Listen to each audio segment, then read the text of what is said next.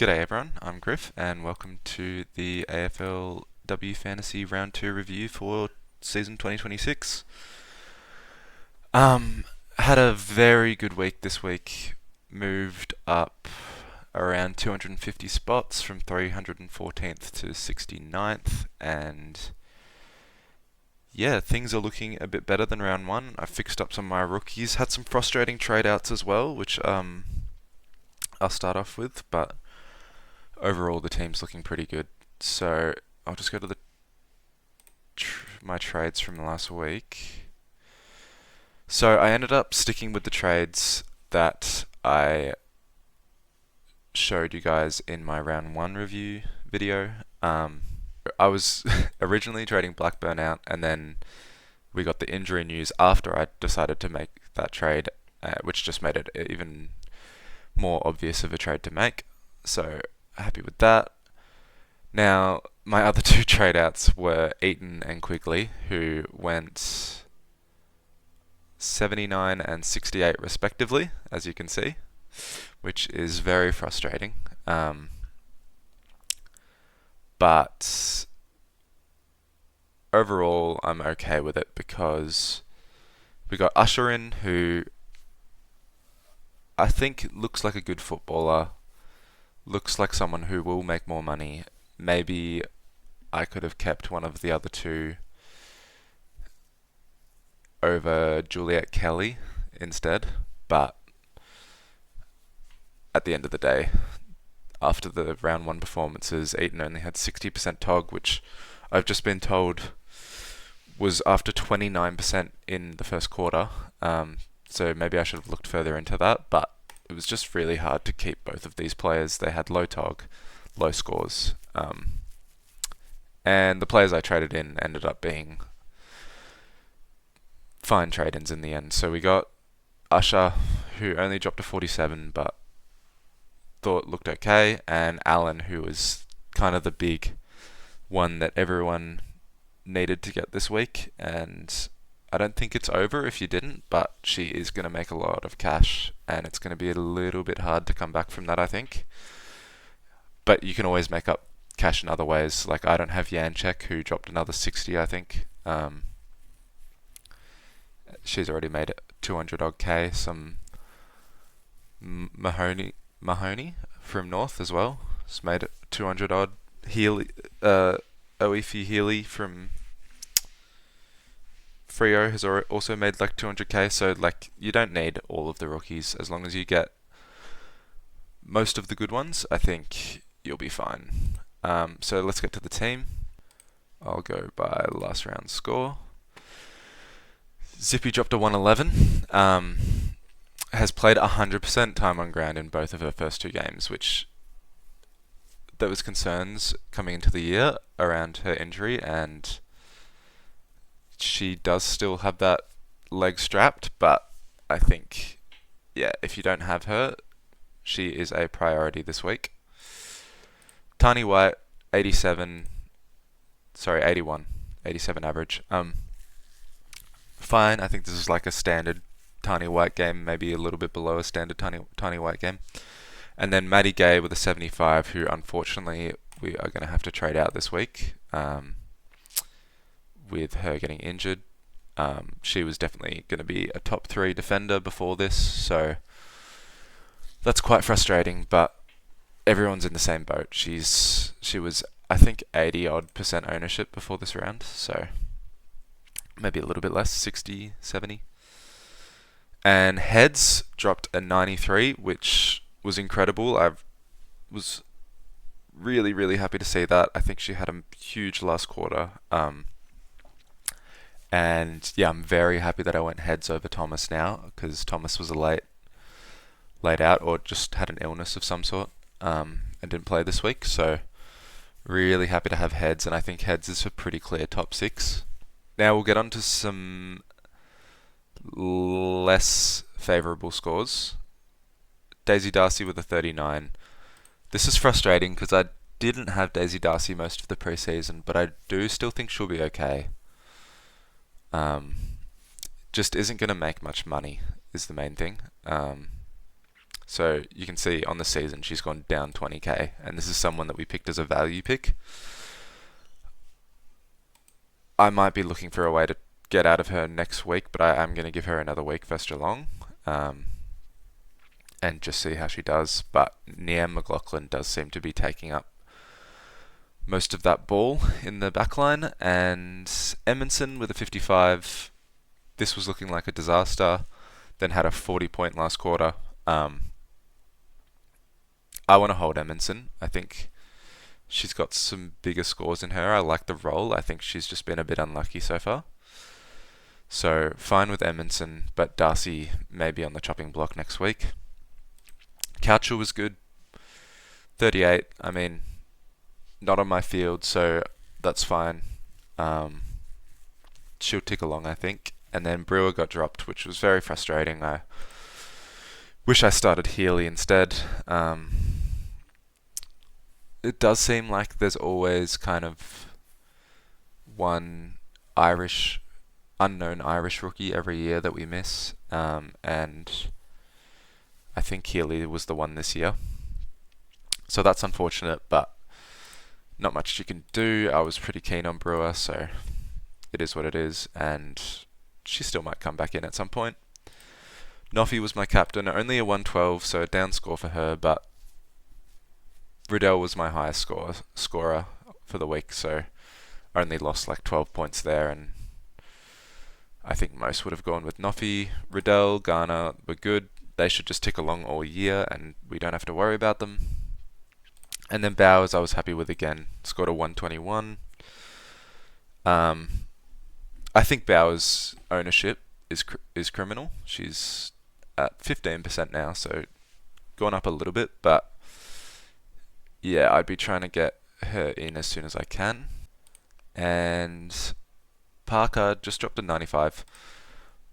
I do think Parker's a little bit capped at around this 95 average. Just doesn't get a lot of outside ball, and I'm not too worried about trading her out. Like if I want to get a Laura Gardner or someone like that, I'm happy to get rid of Parker. I don't think she's going to burn me, but still serviceable for now. Whitford, an 86. That's good at the price. She can do better than that, but I think she's fourth in line for CBAs. Let's just check.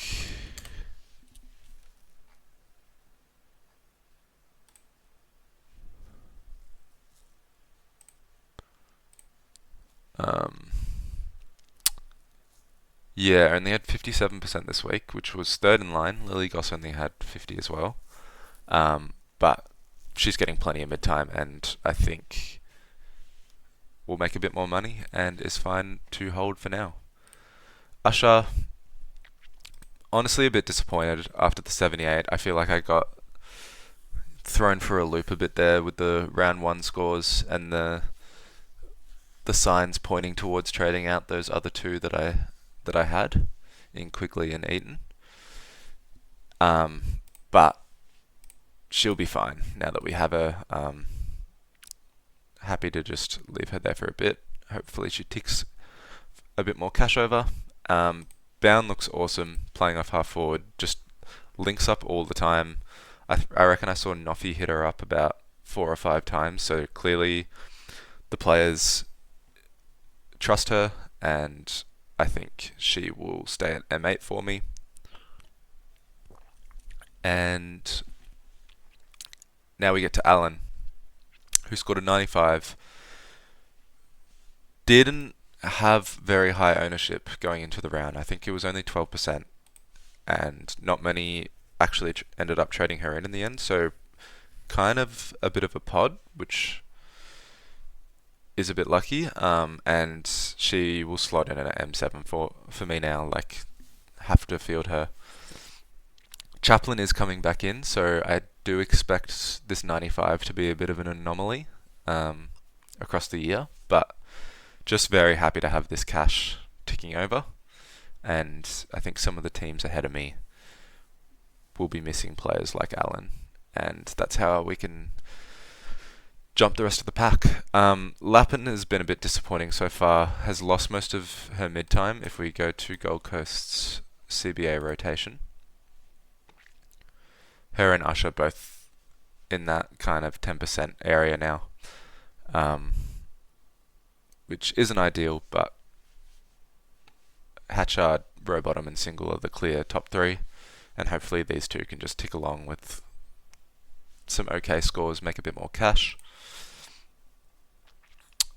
Schultz was good, 121, outdone by Wales and Strom this week, but they're all kind of around the same mark. I will stand by. I think Strom's the best option. If you started a rookie ruck and are looking to upgrade to someone, I'd go Strom. But I'm happy to have Schultz there instead. And then Davies has been really disappointing. Another 25, just holding price. And we should have gone Janchek. And that's a note for myself for next year. If there's a R1, like a primary ruck at a club at a rookie price, just pick him. I backed the talent of Davies over the role, and I think that can work in AFLW fantasy a lot of the time, backing talent over role, but not in the case of picking a ruck. Moving on to the forward line, Bowen. I did consider doing Bowen to Harris for a brief moment at the start of last round, so I'm glad that I didn't go through with that. And yeah, came back with a 124, which is huge, and she's going to be M1. Then I went really light in the forward line this week after trading out Blackburn. So we had Greaves at F2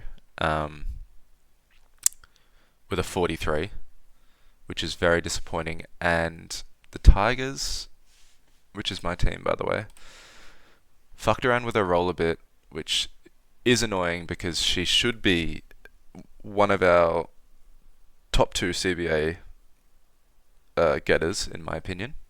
I don't think Yassia or Bacon should be anywhere near the midfield. That might be a hot take. I know people do like Yassia in the midfield. I don't think she should be in the midfield. I think that should be going to Greaves, but there was a slight injury concern, so I think I'll hold the faith for one more week with Greaves and hope that she gets back to this 85%. Really in the hands of the coaches now. But yeah, keeping a close eye on Greaves. Charlton, another frustrating game. Got strapped up again at some point in the game. Also got paid a dangerous tackle against them that was probably one of the worst calls I've seen all year. And should have been a holding the ball, which would have made her score well into the 60s. I'm actually happy to hold the faith for now. I think if you want to trade her out, if you're worried about the quad, that's fine. But I'm not worried about the role.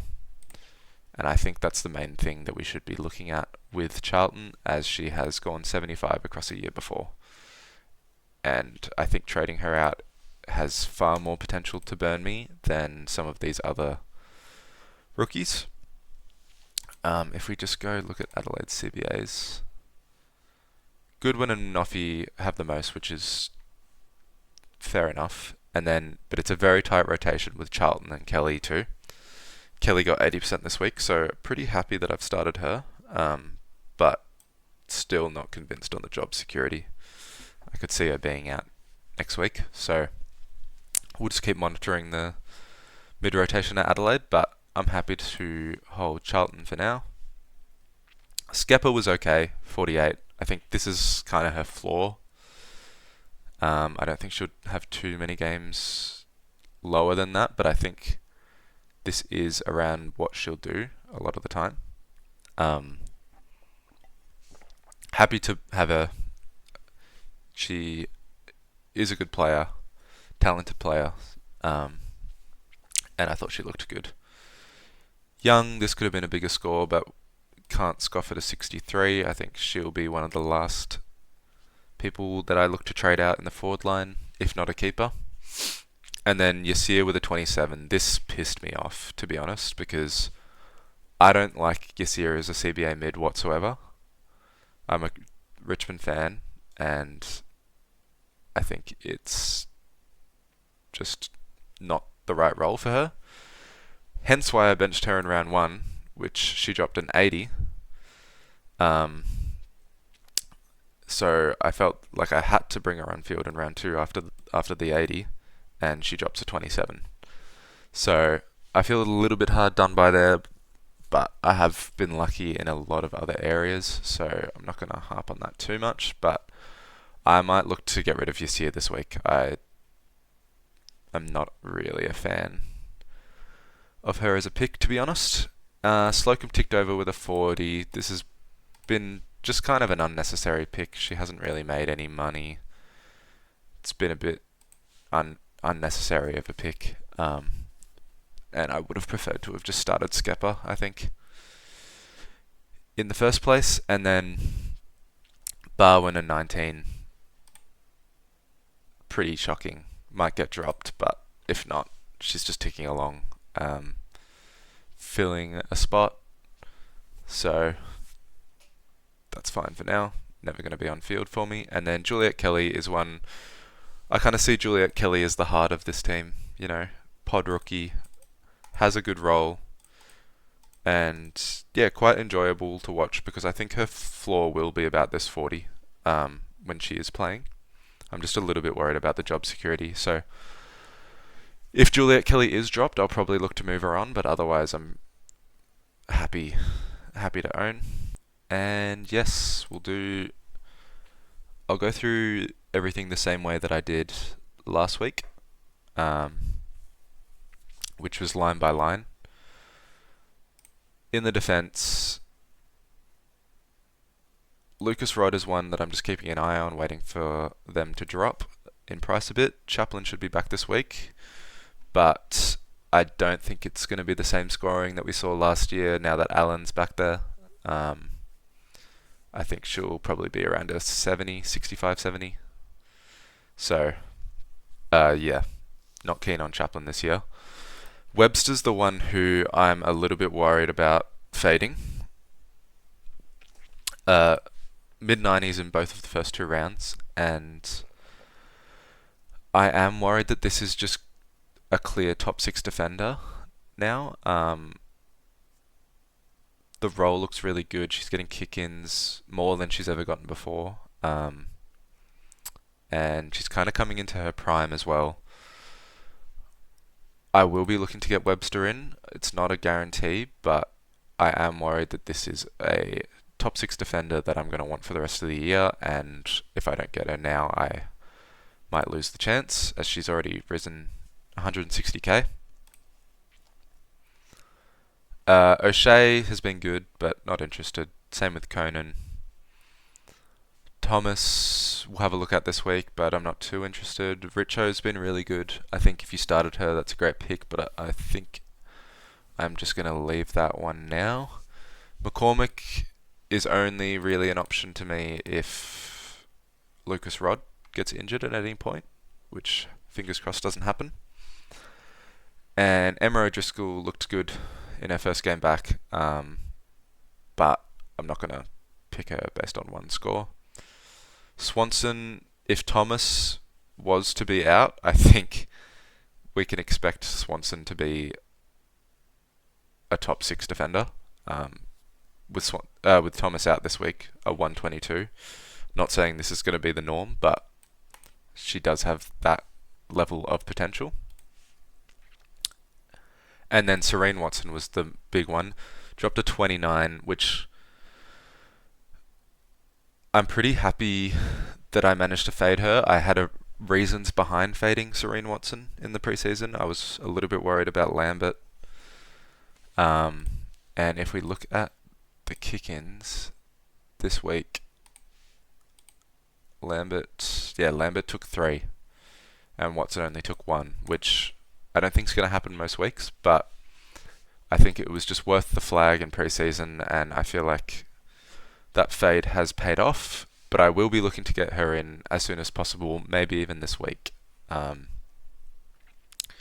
It depends a bit on teams. I'll get to my trades soon because it's definitely a tumultuous week for the defensive lines. I think the other lines are a little more settled.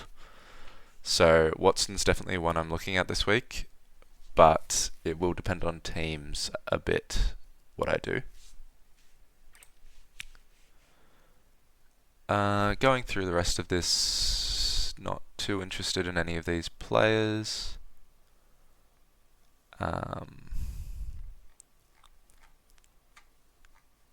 Healy has been a really good pick. Well done if you started Healy. And other than that, the defensive line's been pretty poor. I did see, I think the guy who's winning at the moment started Bright O'Rourke. So I think that's a pretty lucky pick if you if you went that way. But yeah, not too much going on in the lower ends of the defensive line. Moving on to the midfield. Gardiner dropped a 122. One thing I found interesting was that her CBAs actually dropped. I don't know if this was just happenstance. She happened to be on the bench when there was multiple CBAs maybe. I'm not sure, but just worth a flag. Didn't actually watch this game, so not too sure what happened there. But she has been marked as a test this week with a foot stress kind of injury. So originally I was planning to get Gardiner in this week. I'll be holding off for another couple weeks now, maybe, depending on how she looks this week. But yeah, definitely a prime upgrade target for everyone, I think, who doesn't own. Purcell, I think, looks like a top 8 midfielder. Just we didn't see many games out of her last year, and I was just still a little bit worried that it wasn't real. But I think the first 2 games have showed us that she's just going to be able to pretty consistently score. Is no threat of a tag or anything like that. So Purcell is one that I want to get at some point. Same with Conti. I did consider starting Conti in the preseason, but then I thought that might just be my bias towards Richmond. Definitely interested in Conti. She can drop a stinker, so I wouldn't pick her up at this price.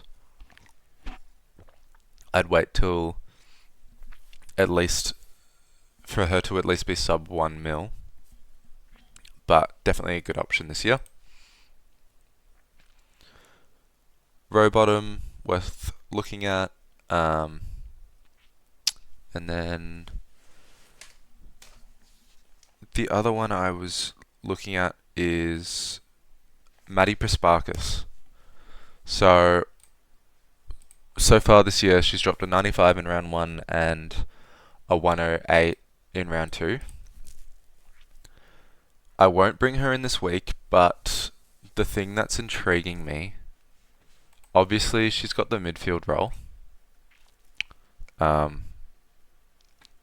CBA mid will be in there. But she also has the kick-in role at the moment and has taken 6 in each of the first 2 games. If these 5 and 5 kick-in games from Maddie Gay, if all of these kick-ins go to Prasparkas, then she's an absolute lock. She will do 105 minimum, in my opinion. So it's worth keeping an eye on. I don't know if Prasparkas is just going to suddenly pick up all of these kick-ins. So I do want to watch it for another week. But if she does pick up Maddie Gay's kick-ins, I think this is a must-have in the midfield this year. So definitely worth keeping an eye on.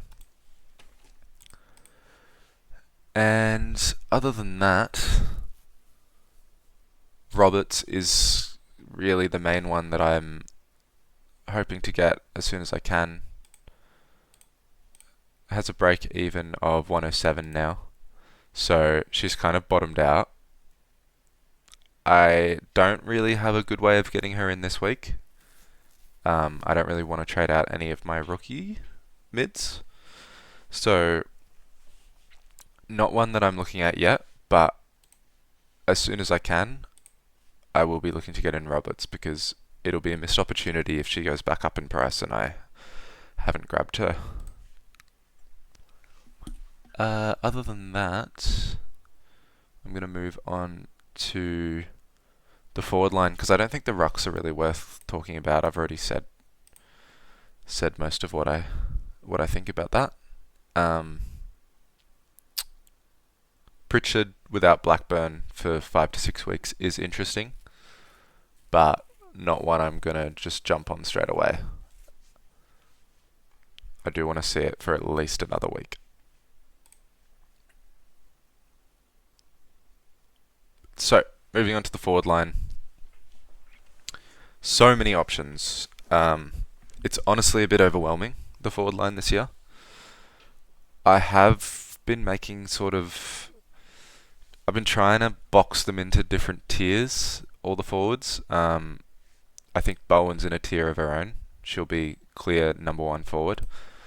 But then in the next tier below that, I think Malloy, Too Good, Fitzpatrick, Havana Harris, Jackie Dupai, Hodder. I think all of these guys will be there and around about the mark. So getting them in for me is just going to be prioritize the ones that have dropped in price. So for me this week, that's Malloy. Malloy has dropped in price about 20k. Could drop more, but I think Malloy is a clear kind of top 6 for sure, maybe top 3. Same goes for Too Good. She's dropped 65k. Definitely one I'm also going to be looking at. And yeah, I think my biggest priorities are probably Malloy, Too Good, and Harris. And maybe Dupai, I'm not 100% sure. She does have a lot of scoring avenues. But yeah, I'll keep an eye out on that. Otherwise, Painter is one who I could see jumping into that tier below. Has had really good mid-time. The first 2 weeks, 70 and 76%. Definitely one I've got a close eye on. And other than that, I think none of these players are really worth talking about. I don't think McDonald's going to hold this level of scoring. Fitzpatrick is an interesting one, dropped 130. I think this is just a high ceiling, low floor kind of player, which isn't the kind of player that I usually go for. However, if she backs up this score, I am going to be a little bit worried about this fade, if she drops like another ton this week. So definitely one I'm keeping a close eye on. But that's enough rambling. I'll get into some trade thoughts. Maddie Gay has to leave the side.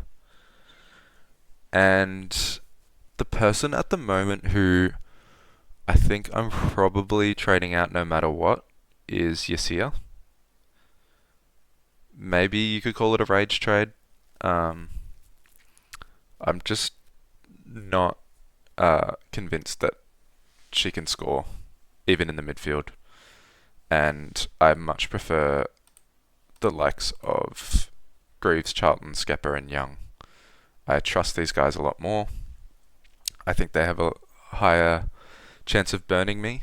So Greaves is still one who, if she doesn't have the role again next week, I'll probably look to move on. But it just seems very weird, rising star round 1 with full-time minutes, why would you take that player out of the midfield after they've just been given an award like that? I feel like there's something else going on there, so I just want to see Greaves for one more week before I decide anything with her. But Yasia, I'm happy to move on. So the plan is going to kind of depend a little bit on teams. The one thing that I'm pretty confident I'll be doing is trading in Bonnie Toogood. I think people forget pretty quickly what Bonnie Toogood can do. You know, it was only a few years back that she averaged 100 across a full season. I don't think she's going to do that, but I think at this slightly reduced price, it's definitely a good time to pick her up. She's got Richmond this week, which is a prime matchup, and yeah, I'm pretty keen to own her in that game. Then it's going to depend a little bit. I am tossing up between Beck Webster and Serene Watson. And then my last trade will be a rookie trade. It's just going to depend who's named. So I'm very happy with my midfield rookies. If any of them are dropped, then I may look to get rid. But I'm mostly looking at the defensive and forward rookies at the moment. So if we get Way from Adelaide, who is highly touted,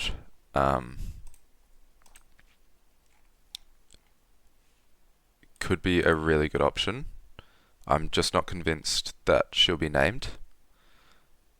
But some others are very confident that she's in their best team, so I've got an eye on Way, and if she's named, she'll come in for Slocum, and then that will allow me to get Beck Webster. And that leaves me with 47k in the bank. So I really like these trades, but that is only assuming that we get a good forward rookie like Way, because I think Way, if she does play, will make money. The alternative is that I trade in Serene Watson instead, who I'm just going to have to find. There she is. Which means I am in the negatives by 5k. And then it'll probably depend on teams again. But if we get a defensive rookie, then I'll look to go Brewer down. So the one that I'm thinking Stubbs. If Stubbs is named, I'm happy to bring her in. If Holly Egan's named, I'm happy to bring her in. Otherwise, we can go Entwistle, but I'd rather not. Nankerville's out. I was thinking Jamaica Douglas. She's got good numbers, but unfortunately, that would leave me still with negative 1k in the bank, so we can't do that. So yeah, it's really just going to depend on whether I get a basement rookie or not. Otherwise, I'm going to have to work out what to do. But at this stage, I have my fingers and toes crossed that we can get a basement forward rookie in Lucy Way to allow me to get Beck Webster in. I could even see myself doing this whether Way is named or not, and just holding her and hoping that she comes in soon. I don't think that's a very good play. I wouldn't recommend that to anyone else. But it is a consideration. There's also Brothwell here who's going to play. Obviously, I would prefer not to have someone with that level of scoring, but beggars can't always be choosers, unfortunately, and there is a bit of a rookie crisis happening here. So, yeah, that's enough from me. As I said, still haven't really worked out what my trades will be, but everything running smoothly, this is how I think the team will line up.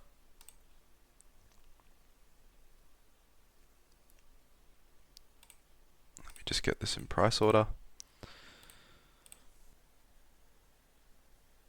Yeah, good to get Allen on field. I think I will run Garner into Marinoff, if that is allowed. Yep, North Melbourne play first, so we'll probably do Garner into Marinoff, and then if I am able to do these trades, then I can use Brewer as a loop. And yeah, I'm pretty happy with where the team's sitting. Sorry for a bit of a longer video. I've rambled on a bit, but yeah, happy with the team. I think we're in a good spot, good cash gen, and fingers crossed everything keeps going well. So good luck everyone this week, and I'll see you next week.